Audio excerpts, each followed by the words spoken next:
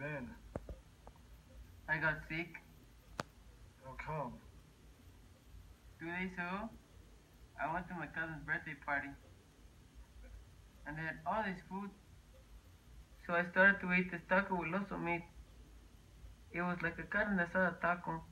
And all of a sudden, I started to feel real evil inside. It's kind of sad, you know? So the next day, I just like laid in the bathtub for a couple of hours. And then I had to go to the hospital because my Aunt Concha was having a baby. We had to wait a really long time in the lobby, so I bought a little bag of corn tortillas from the vending machine. And right when I started eating them, I felt really good inside. The weird feeling I was having just like lifted out of me. It like evaporated into nothing.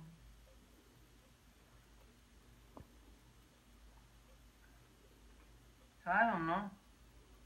I think it was like holy chips or something.